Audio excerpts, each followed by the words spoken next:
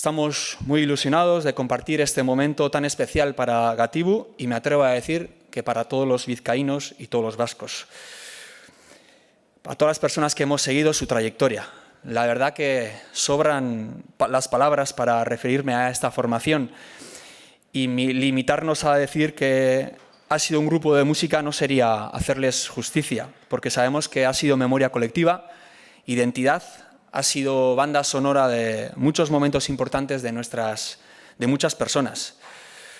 Recuerdos sentimentales de mucha gente, canciones que han estado presentes en celebraciones, viajes, rupturas, reconciliaciones y seguro que están presentes también en todas las personas que hoy estamos aquí. Una cita en la que se suma BBK porque entendemos que la cultura, precisamente así como un proceso que se construye en el tiempo, que evoluciona con las personas y que deja huella. Y porque es nuestra voluntad acercar la música y la cultura a toda la ciudadanía. Porque BBK queremos seguir trabajando para que la población vizcaicharra conozca y disfrute de la cultura, combinando proyectos en alianza con referentes del entorno y poniendo foco en especial en nuestra lengua. Baina Gatibu askoz gehiago izan da. Gatibu elkargune bat izan da. Euskaraz bizitzeko, euskara aldarrikatzeko, elkar banatzeko eta elkarrekin abesteko aitzakia izan da. Gatibu, Bizkaiera, Euskal Herrira eroateko ere abagunea izan da. Gatibu, generazio ezberdinak toki eta asmo beragaz batzeko aukera izan da. Hain berezia dan emozio kolektibo hori bultzatuko dagoena. Dokumentala hasi zen Alezegaz aspaldi nahi lagun, eta Alezek esan zidan, Javi, zozer itxeko aukerarik ikusten zu dokumental bat, gure azkenengo urtien eta gero kontaba purbet zeukusuna, eta, bezan hotxan, ni Gatibu salie, rock salie, lagune, eta neure lana maite dotelez, ingrediente guztize zeuden hemen ez, hau itxeko. Eta orduen hasi ginen, pixka bat forma ematen honi, eta, batez be, ni fikzinotin ator, telesaiek, pelikulek, eta horretan dana idatzitxe dau, eta pertsonaiak itzen daude zeukuzun edo zeuk idatzi dozun gauzek ez, eta dokumental batera bai horrela sartzen zara, pentsatzen zeuk pentsa dozun gauze kontako duzula, baina iristen zara eta topatzen zu pertsonaiak euren bizimodu dakoela, euren motxiletak ardila, eta hor historizea idatzita dauela, eta nik hor dauen historize kontatu behar dutela ez. Eta topatu neban, kriston bandie, 25 urte daruie, bidien, eta 25 urtetan gure bizi ardize da, eta 25 urtetan danetaritau, ez? Dauz momento onak, momento politxek, momento itzalak, momento unkigarrizek, eta nik dokumentalan hori dana guzan dute erakutsi. Batez be, ez dokuzan erakutsi oholtza gainean edo hori ez dokuzan erakutsi, ze hori danok dagizuie, nor ez da egon Gatibune kontzertu baten, nok ez da ikusi telebistan edo bideoklipek edo kontzertuek, nik batez be guzan dut ikusi zelan bizi dan talde bat, bere azken urtien zelan bizi izan da 25 urte horretan, eta zelan ikusi danolez 25 urtetan relazioek zelan doazen, ez? Azten gara beti ilusio handizegaz, lortzen dugu gauza handizek itzen, eta gero, momentu bat hauz, gauzak ez diela hain politxek, edo ez duzula gauze politxe bakarrik ikusten, beste gauze batzuk ikusten duzula, eta ikasi behar dela askotan agurrezaten, eta zelan jun agurrezan barik, ez? Eta nik dokumentalan hori guzan dute kontau. Esan gure dutena da, taldiek ez doztela esan inoiz hau konta edo hau ez konta. Neuk guzan dutena konta dut, neuk ikusi dutena konta dut, eta gauza handiz jau egon dino, eurek ez daude dokumentala ikusi. Gaur ikusiko daude danakaz batera. Eta niretzako hori, konfiantzie emotie da, Gero ikusko dokumental ikusitxe gero konfiantza bardinak oien itaz edo ez. Eta ez emez, jabek izantamenak ezen bat, dokumentalen historia hau lagun moduen berbain gendun eta lagun moduen urten dago. Ia gaur arratzaldeko bederatzietan lagun segitzen bagu, suposatzen dut baiet, ze batera torreko gara. Orduen, eskertu dan hori, beti ondo trate gaituzue, segurot, irrati da periodikoetan, eta, bueno, gure partez, betxen gure partez, eskerrek asko bitxotetik. Azkenengo 3 hilabetiek oso potentik izan dira, azkenengo urti oso potentik izan da, eta pentsote jabik hori zentzitze hartzen badakizela, eta suposatzen dokumentalak erakutsiko da bela, zelan ibili garen eta zer ezen liken olako leku baten egoti eta olako konjuntura baten egoti, ez da? Ez dugote, euskarazkorik izateko, ilusioa egote dokumentala ikusteko, eta usteot, niretzako personalmente, hau bai izango dela agur definitiboa, ez? Zer hori hor dago, dokumentala erakusteko dago, eiteko dago, eta gauz esarratzeko dago, eta niretzako usteot, gaur izango dela ja taldeak zarratzi eta beste historia batera pasetiz da. Kontzertuko irudize bai dauz. Baina ze azkenean hor bukatzen da dana eta hor da euren lan guztia erakusten dauen tokiza, ez?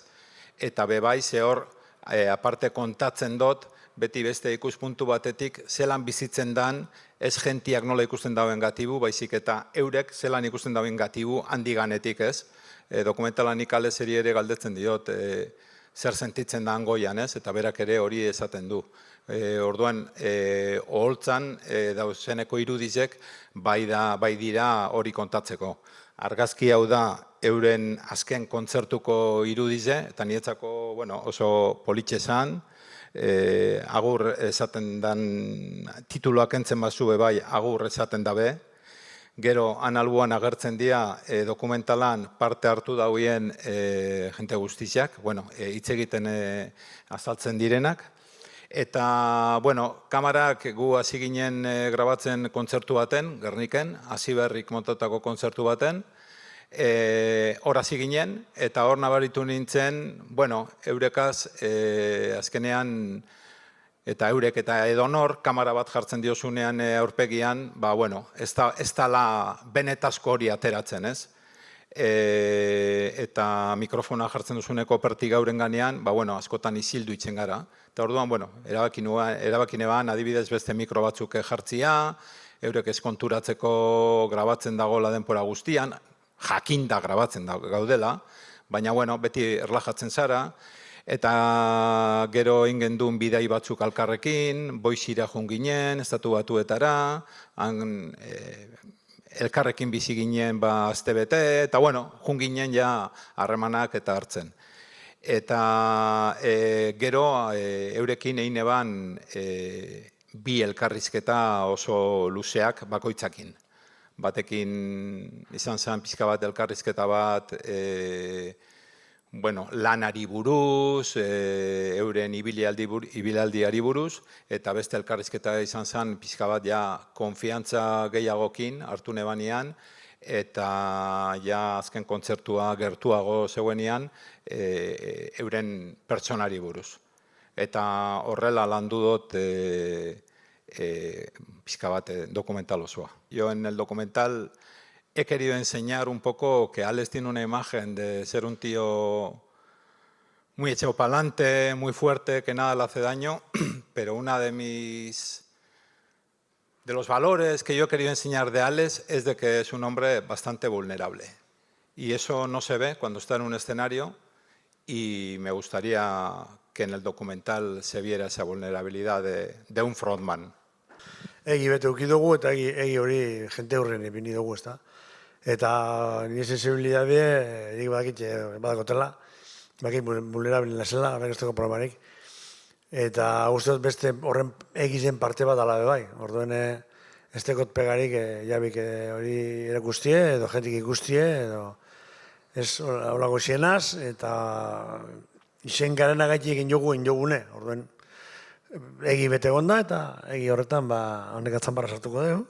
Seguro, baina, ez da problemarik horregaz, joder. Hombre, yo tengo muy mala hostia. Entonces, yo supongo que El aguantarme a mí ahora ha habido momentos que no habrá sido nada fácil. Igual que los demás, claro. Cada uno tiene su personalidad y se cree que es el puto amo, pero no es. Entonces yo creo que un poquito es eso, lo personal, más que nada, que haya afectado en lo malo. Y en lo bueno, pues lo mismo. Cuando estás bien y estás aportando y estás dando, es cuando la gente pilla de ti también. Entonces, cuando pillas del grupo, el grupo sube mucho. Entonces, ha habido momentos en los que hemos estado muy arriba y otros momentos en los que hemos estado muy abajo. O sea, muy abajo digo, no musicalmente, pero sí de lo que es el estar unos con otros, que al final es lo que marca el grupo, ¿no? Sobre las supuestas discrepancias estilísticas que también se entreven ahí. Estilísticas no ha habido nunca, porque nunca, o sea, yo voy como yo quiero y se acabó. Y el otro va como él quiere y se acabó. Eso nunca se ha discutido. Igual hemos hecho al último año, habremos quedado en que, bueno, vamos a hacer un poco de escena o lo que sea, pero nunca hemos ido de exigir a los demás o de uno mismo de cómo ir vestido o de qué look. Entonces, ¿no? Me refería desde el punto de vista de la música. Hombre, eso es permanente. Eso es permanente. Sobre todo cuando te metes en terrenos. O sea, si tú quieres componer y si quieres escribir, tienes que componer y escribir con los demás. O, por ejemplo, yo en este caso pues con Aimar. Claro, te tienes que meter en un terreno que igual muchas veces controla más él que tú, o él se mete en un terreno en el que tú controlas más que él. Entonces ahí empieza el rifirrafe. No puedes entrar en el terreno del otro pensando que eres tú el que más sabe. Eso no puedes hacer. Estaríamos equivocados, ¿no? Digo, en cualquier trabajo, además, no solo en el musical. O sea, el tema de crecer es aportar, no es pisar. Yo cuando cuento esas cosas en el documental que has podido ver en el tráiler, no es para demostrar que se echan los trastos a la cabeza uno a otro, sino que es que cuando estás creando algo, como cada uno lo hacemos en nuestra casa, en nuestro trabajo, entre dos hay puntos de vista diferentes y que, bueno, existe ese diálogo. Y muchas veces nosotros solo les vemos en un escenario, petándola, como siempre la han petado, pero que detrás hay un trabajo y hay unas relaciones humanas que hay que trabajarlas. Eso es lo que yo he querido enseñar con todas esas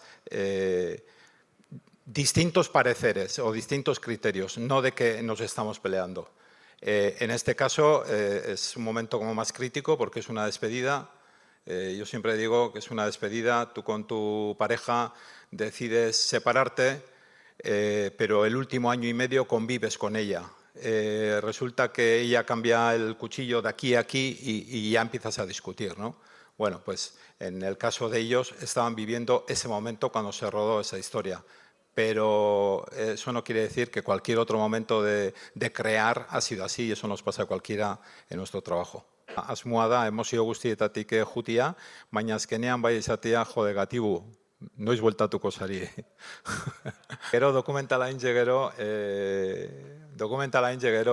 dana ulertu dut hobeto eta pentsatzen dut erabaki ona dela, da momentu ona dela agur esateko. Eta ganera eure padoaz, bai itxitzen dauen legado hori esaten dana, ba, increíble da. Bai hori, belaunaldi oso batena, ez? Agertzen da jentia, bai, hasi zala gaztetan entzuten, eta esaten duena azken kontzertura, 25 urte eta gero bere alabakin jun zala. Eta hori, ostia, eurek esan da, ni harroango neke. Zenbat taldek idioten dago 25 urte? Gehiago ezin genezake luzatu. Ni gusten eman baita bidea. Eta segaitxik gatibu? Gatibu gezu bizango dituz da, esklabo eta kautibo. Gure estatuto bakarra zan euskeraz eta rock. Gatibu, busturra sartu ne!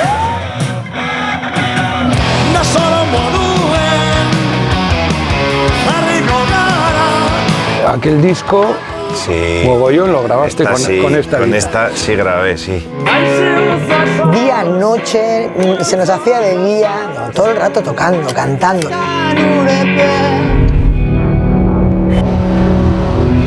Historia oso polita izan da, oso potentea. 25 urtetan behar izan desberdinek, erredura desberdinek, Vale, eta ahora hasiko litzateke... Error. Mati? Tú te salió. Tengo gori. Gaur ez gatoz apur esatera. Gaur ez garek esko esatera gatoz. Erabaki dugu zenbaki politxe dela, izteko. Eta guk gaur beteko dugu 3. egunez jarraian Leporaino bek handia. Argi eta garbi esan dezakegu amaitu dela betiko.